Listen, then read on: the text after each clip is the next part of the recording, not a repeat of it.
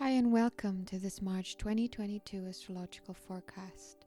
I'm sorry for being a bit late, we'll be getting right into it. As always, I'm leaving timestamps in the description for each week, so you can come back whenever you feel the need to. Astrologically, the first week of March 2022 has its focus around authentic self-expression. We are encouraged to explore our inner world, our self-image, our emotions, our values and aspirations, while armed with a strong intuition. It's all about dreaming big and manifesting things that previously seemed intangible. A great time to set intentions and goals, especially ones regarding our karma, as issues relating to this might be revealing themselves more and more. Luckily, our mental activity will be enhanced, specifically when working with our shadow side. We are more motivated and willing to adapt ourselves in new and unusual ways in an effort to achieve our goals.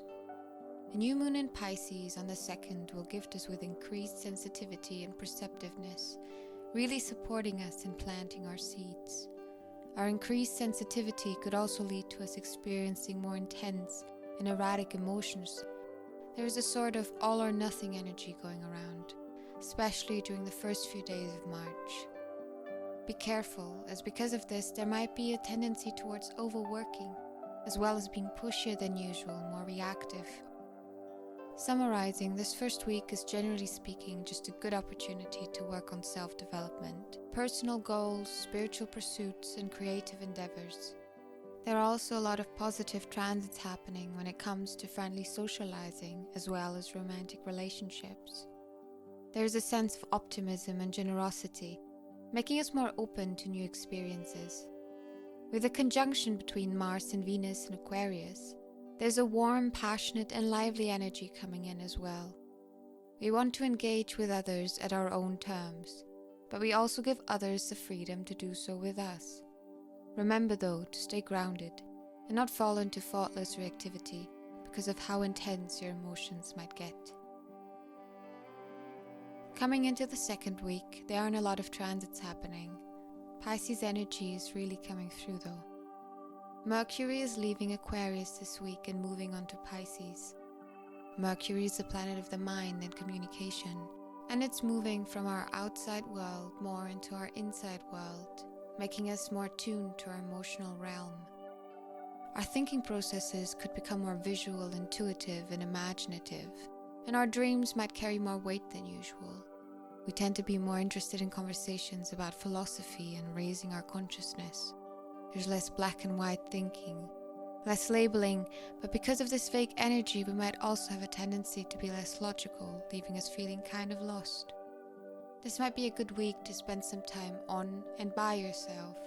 You might actually even find that you need more time alone these days. With a conjunction in Pisces between Sun and Neptune, we tend to still feel more sensitive this week and notice more fluctuations in our mood. We do also still profit from enhanced intuition during the second week and are encouraged to engage with our imagination. Inspiration might come to us easier. Tying up nicely to the theme of journeying inward, by the third week of March 2022, the energy flow has smoothed out between the self and our karma, facilitating our connection to our true self. Our ego and our sense of purpose is becoming more aligned with our goals now as well.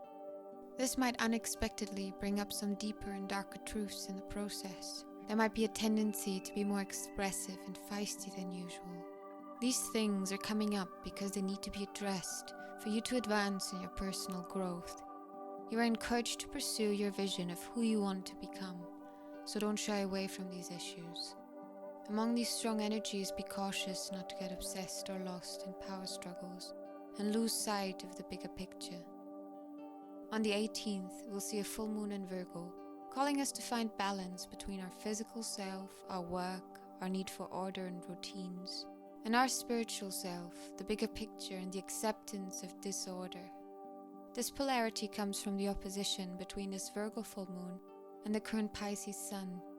We might experience some sort of clash of our values and ideals within ourselves, specifically between our value of intimacy and security and our value of freedom. During a full moon, things are energetically coming to some sort of a completion, oftentimes related to things we planted the seeds for during the new moon. A full moon can be rather emotional, making this a great time in terms of exploration and realization of our emotions. A sextile between Venus and the comet Chiron supports us in healing, especially any existing trust issues within our close relationships. We could be experiencing a phase of instability, restlessness, or rebelliousness within these relationships. This transit allows us to see vulnerability as something truly beautiful and valuable. We might also find that we are more likely to take things less personal these days, be more objective, and look past the personal level of hurt. Pluto is supporting this energy and providing positive attitude towards change and transformation. Because of Pluto, we might also be more inclined towards all subjects that try to unveil what's under the surface, such as psychology, philosophy, religion, or the occult. On the 20th, the Sun will start another cycle, now re-entering the first sign, Aries. Aries is the ruler of Mars, the planet of motivation and stamina. This encourages our self-expression to become more enthusiastic, unapologetic, direct and spontaneous. We are more optimistic now. On the other side of the coin, we might be more attracted by choices that lead to quick dopamine hits, lacking forethought to plan ahead. Miscommunication could also occur due to our increased enthusiasm. Luckily, there are other transits going on that counteract these somewhat difficult Aries traits and help our communication and thinking to zoom out a little bit. Lastly, travel could also be favorable around the end of this week. Our emotions are still running higher than usual at the start of the fourth week. This could lead to impulsivity, especially when dealing with unexpected situations. As I mentioned in the third week, when dealing with this kind of energy, it's important to stay objective, not fall into obsession, anger, or combativeness. Luckily, Mercury in Pisces is connecting with different planets in a very positive way this week. Our creativity is being stimulated, making artistic, philosophical, and spiritual endeavors favorable. The imagination and subconscious is now easier to access, and when it comes to communication, there might be a tendency to be a little vague. Fitting to this month's general energies, our intuitive and inquisitive mind can help us now when it comes to exploring inward on the topic of our emotional needs, as this is a continuous issue. Deeply transformational conversations might take place at this point, especially around raising our consciousness collectively. And with Mercury following the Sun into Aries, we might become more personal, more direct in our communication and thinking. There is also a tendency to be more insensitive because of that. As a result, remember to stay humble and as impartial as you can when communicating with yourself and with others. On the 28th, we see a conjunction between Venus and Saturn in Aquarius.